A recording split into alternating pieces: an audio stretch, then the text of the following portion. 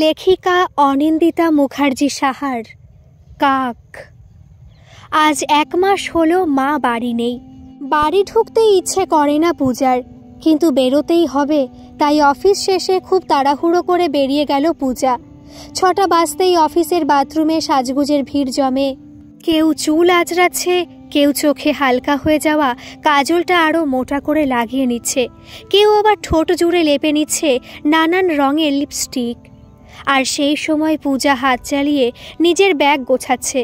বাথরুমমুখো হয় না পূজা এই সময়, কারণ তাতে 6টা 5-এর বাসটা আর পাবে না ও। আর সেটা না পেলে 6টা 50-এর ট্রেনটাও মিস করবে, আর বাড়ি ঢুকতে ঢুকতে 8টা হয়ে যাবে। মাকে দেখেছে পূজা 9টায় 2টো রুটি বেড়ে দিত বাবাকে। পূজা 1 মাস হলো এই নিয়মের কোনো পরিবর্তন হতে দেয়নি। 6টা বাজার সাথে সাথে নিজের বুড়ো আঙুল মেশিনে দিতেই মেশিনটা থ্যাংক ইউ বলল পূজাকে। বেশ লাগে পূজার, কেউ অন্তত আছে যে পূজাকে ওর কাজের জন্য ধন্যবাদ দেয়। বাসটা প্রতিদিনই স্ট্যান্ড থেকে বেরিয়ে গেলে পূজা দৌড়ে গিয়ে ওঠে, বসার জায়গা পেয়ে যায়ও, আজও পেল। তাড়াতাড়ি জানলার ধারে এসে বসে পড়ল পূজা। সাথে সাথে এক ঝলক ঠান্ডা হাওয়া পূজার মাথা ঠোঁট মুখ ছুঁয়ে দিয়ে গেল। বড্ড মন খারাপ করে এরকম হাওয়া গায়ে লাগলে, কিন্তু পাত্তা দিল না পূজা।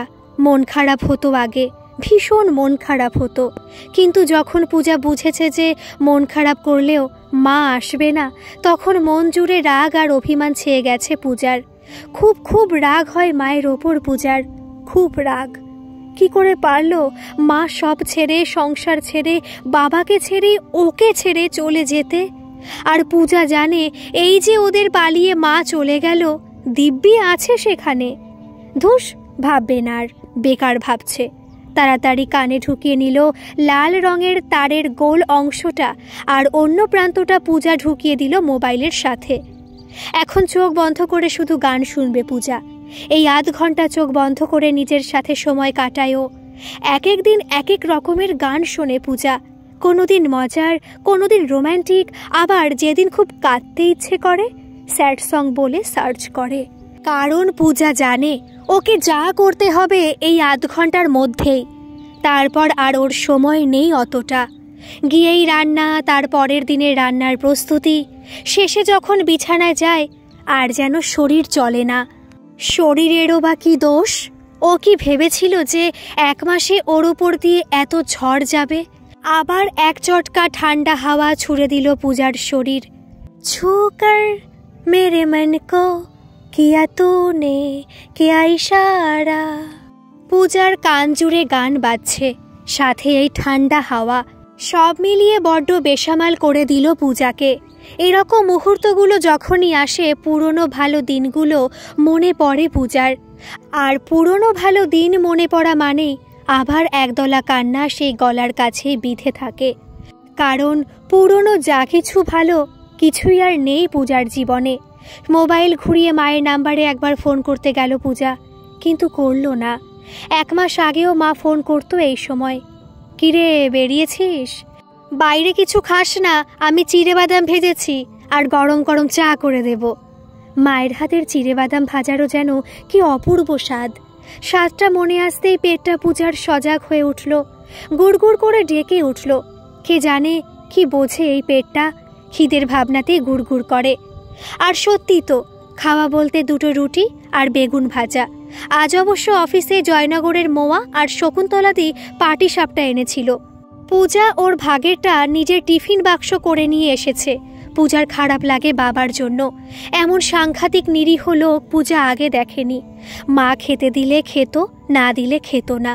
শেষের দিনগুলো অর্ধেক দিন রাতে মা রান্না করতো না, কোনো প্রতিবাদ করতেন না ওর বাবা। মুড়ি বাতাসা, কলা মুড়ি, বাদাম মুড়ি যখন যেমন হয় খেয়ে নিত। সেই মানুষটার জন্য কষ্ট হবে না? পিঠে খেতে কি ভালোবাসতো বাবা? এই পৌষ সংক্রান্তির দিন চালের গুঁড়ো আর গুড়ের গন্ধে ভরে থাকতো পূজার বাড়ি। কত রকম পিঠে বানাতেন মা, গোল পিঠে, লম্বা পিঠে, চৌকো পিঠে, অত রকম নামও জানে না পূজা। কেন যে মা আগে থেকে কিছু বলল না?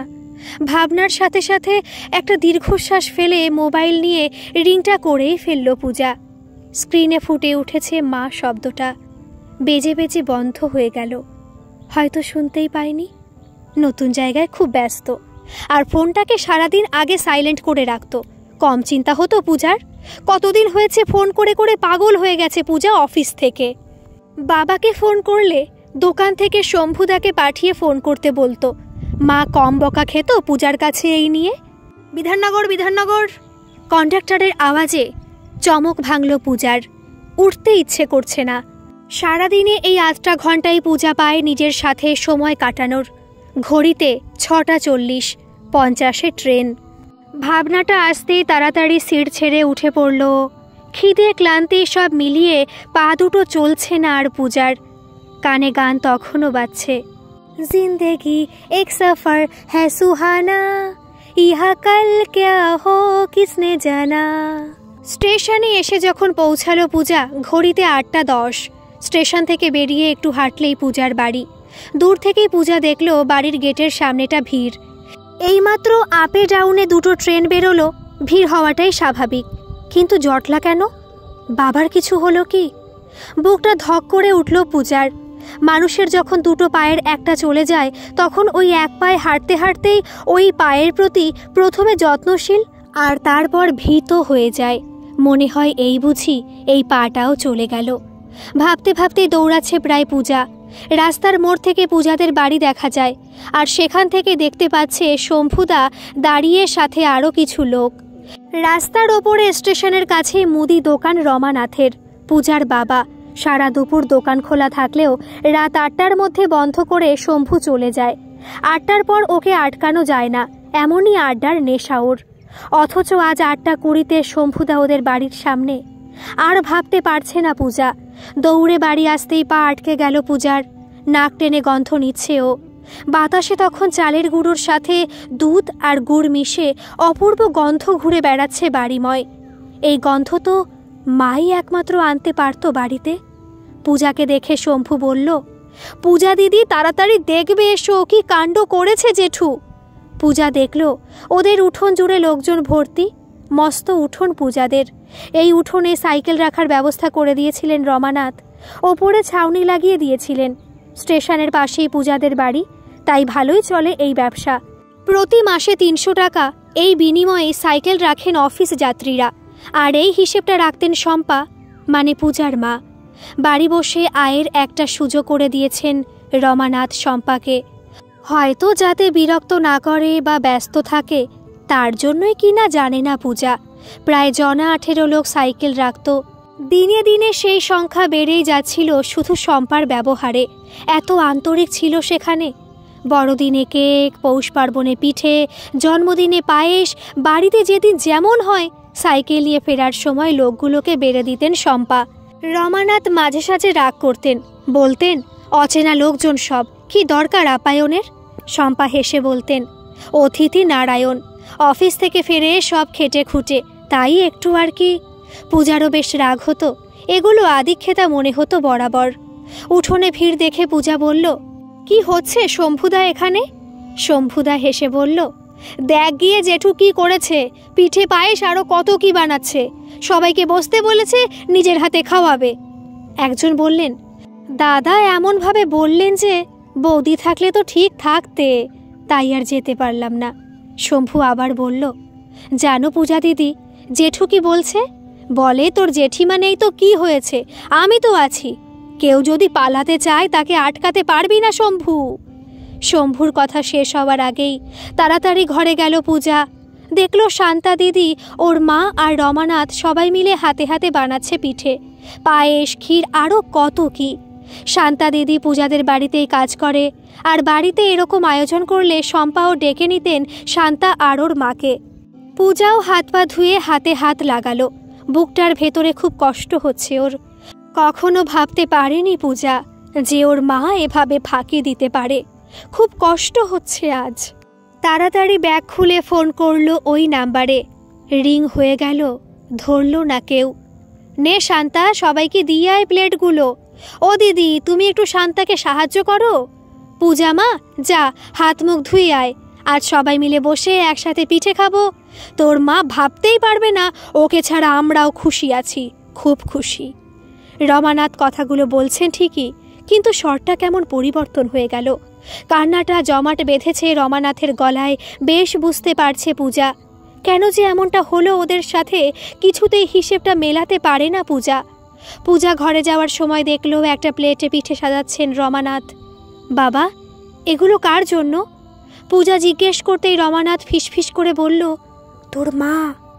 পূজা হকচকিয়ে গেল। মনে বিশ্বাস যাই করুক, সত্যিটা তো মিথ্যে হয়ে যায় না। কেন করছো বাবা এসব? কি লাভ? কই, মা তো ভাবেনি আমাদের কথা। ভাবলে তো বলতো মা। কথাটা শেষ হওয়ার আগেই পূজা দেখল রমানাথ ঘরে নেই। পূজা জানে কোথায় গেছে ওর বাবা। একটা দীর্ঘশ্বাস ফেলল পূজা। গামছাটা কাঁধে নিয়ে চলে গেল বাথরুমে।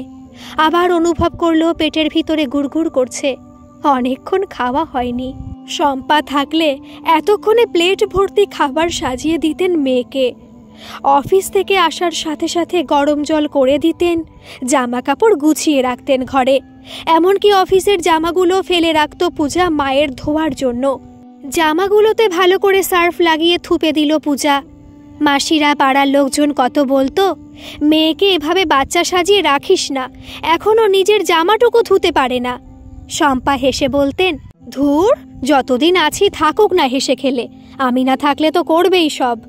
এই কথাগুলো এখন মনে পড়লে পূজার মনে হয় তখন যদি একটু খেয়াল করতো মায়ের কথাগুলো, তাহলে হয়তো কিছু করা যেত। সংক্রান্তির শীতে ঠান্ডা জলে বারবার ছ্যাঁকা খাচ্ছে পূজা, কিন্তু গরম জল নেওয়ার ইচ্ছে করে না।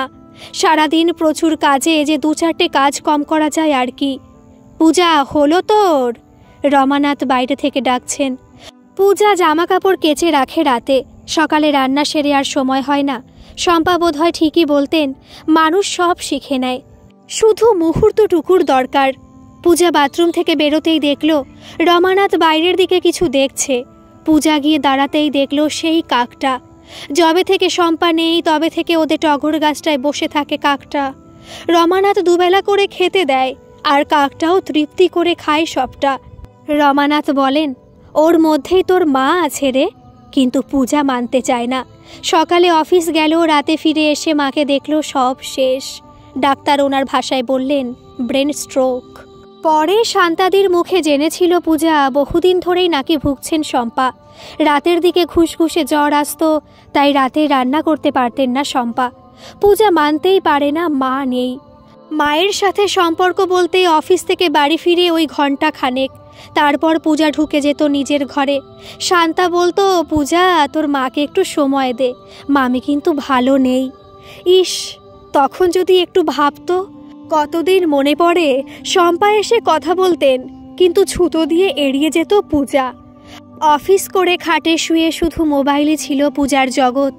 প্রথম প্রথম কষ্ট হলেও এখন পূজার খুব রাগ হয়, অভিমান হয়। মাও তো বলতে পারতো যে শরীর ভালো লাগছে না, উল্টে বলতো রান্না করতে ইচ্ছে করছে না, মুড নেই। রমানাথ ধীর পায়ে ঘরে চলে গেল। পূজা তাকিয়ে আছে বাবার যাওয়ার পথের দিকে। আজ কত কিছু বানিয়েছে এই বাবা, তার মানে সব পারে, সবটাই। তাও বউয়ের প্রতি কত উদাস ছিলেন। পূজা না হয় বোঝেনি, কিন্তু পাশাপাশি শুয়েও কি রমানাথ বুঝতে পারেননি বউয়ের অসুস্থতা, বউয়ের একাকিত্ব? আবার কষ্টটা আষ্টে পৃষ্ঠে ধরেছে পূজাকে। ও বিশ্বাস করে ওর মা আছে, শুধু কিছুদিনের জন্য মামাবাড়ি গেছে। তাই তো অফিস থেকে মাঝে মাঝে মাকে ফোন করে পূজা। আগে যেমন করতো, স্ক্রিনে ফুটে ওঠা মা লেখাটাতেই মনটা শান্ত হয়ে যায় পূজার। আর সত্যিই তো, মাময় মুহূর্ত বলতে শুধুই এটুকুই, এটাই ভাবতো পূজা। তাই মিছিমিছি ফোন করে মায়ের স্বাদ পেতে চাইতো। ফোনটা ঘরেই রাখা থাকে। রমানাথ খালি মেয়ের দিকে তাকিয়ে ওটাকে চালু রেখেছে মাত্র। আজ বোঝে পূজা, শুধু ওইটুকু নয়, পুরো দিনটাই মাময়। শুধু মানুষগুলো থাকতে বোঝা যায় না গুরুত্বটা। সব যখন শেষে, তখন শুধুই আফসোস। পূজা, আয় মা, ঘরে আয়, খেয়ে নে। বাবার ডাকে মনটা আবার খারাপ লাগছে পূজার। কত যত্ন করছে বাবা ওর, এই বাবাই যদি একটু যত্ন নিত মায়ের। ভেবেই আবার কেঁদে ফেলল পূজা। সামনের কাকটা ততক্ষণে সব পিঠেগুলো খেয়ে নিয়েছে। অসহায় চোখে দেখছে পূজাকে। চোখগুলো কি মায়ের মতো লাগছে? এরকম উদাসভাবে কি তাকিয়ে থাকতো পূজার দিকে যখন পূজা দিনের শেষে বাড়ি ফিরত? কোনোদিনও নজরে পড়েনি ওর আজ মনে হচ্ছে যদি নিয়ম করে অফিস থেকে ফিরে মায়ের সাথে একটু কথা বলতো। চাপায় একটা দীর্ঘশ্বাস বেরিয়ে এলো পূজার বুক থেকে। ঘরে যেতে যাবে, চোখ গেল সেই কাকটার দিকে। জল খাবে জিজ্ঞেস করলো। পূজার মনে হলো কাকটা জলের জন্য তাকিয়ে আছে। বলার সাথে সাথে কা কা করে উঠল কাকটা। পূজা তাড়াতাড়ি ঘরে গিয়ে একটা বাটি করে জল নিয়ে এলো, রেখে দিল কাকটার সামনে। আওয়াজ করে ঠোঁট দিয়ে জল ছিটিয়ে জল খাচ্ছে কাকটা। এক দৃষ্টিতে তাকিয়ে আছে পূজা। টপ টপ করে জল পড়ছে চোখ দিয়ে। মা বেঁচে থাকতে এক গ্লাসও জল দেয়নি পূজা। ধরেই নিয়েছিল মুখের সামনে জল ধরার দায়িত্ব শুধুই মায়ের। কাকটা জল শেষ করে ফেলেছে, দেখেই ভালো লাগলো পূজার। থাক, যা হয়ে গেছে যাক, এখন এরই যত্ন নেবে পূজা। 3 বেলা খেতে দেবে, জল দেবে, কথা বলবে। এভাবেই হবে প্রায়শ্চিত্ত। আর পূজাও জানবে ওর মা আছে ওর কাছে। শান্তি লাগছে পূজার। কাকটাকে আর দেখতে পাচ্ছে না পূজা। উড়ে গেছে কি? দরজা থেকে মুখ বের করে দেখছে পূজা। টগর গাছে নেই তাহলে? ও কি চলে গেল পূজাকে ছেড়ে? মন খারাপ হয়ে গেল পূজার। তখনই পাশের কুল গাছ থেকে ডেকে উঠল,